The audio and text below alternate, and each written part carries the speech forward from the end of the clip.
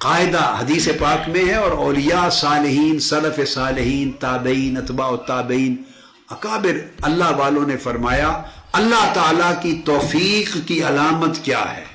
اللہ تعالیٰ جس کو توفیق دیتا ہے اس پر نیک کام آسان ہو جاتے ہیں۔ عبادت کرنا، نماز پڑھنا، روزے رکھنا، نفل پڑھنا، مشن کی خدمت کرنا، دین کی خدمت کرنا، دین پر مال خرچ کرنا، تنگی میں بھی فراخی میں بھی۔ توفیق کی علامت یہ ہے کہ عمل صالح اور خیرات و حسنات اس پر آسان ہو جاتے ہیں، رکاوٹیں دور ہو جاتی ہیں اور مشکلات ختم ہو جاتی ہیں، اور عمل کرتا ہے تو وہ آسانی سے پھولوں کی طرح کرتا چلا جاتا ہے۔ کئی بار بعض کہتے ہیں کہ جی میرا جی تو بڑا کرتا ہے میں تلاوت کروں، لیکن کر نہیں ہوتی، نفل پڑھنے عبادت کے لیے خواہش تو بہت کرتا ہوں مگر بس ہوتی نہیں۔ وہ توفیق کا معاملہ ہے۔ اگر انسان اپنی زندگی سے گناہ اور نافرمانی نکال دے تو اللہ تعالیٰ توفیق عطا کر دیتا ہے۔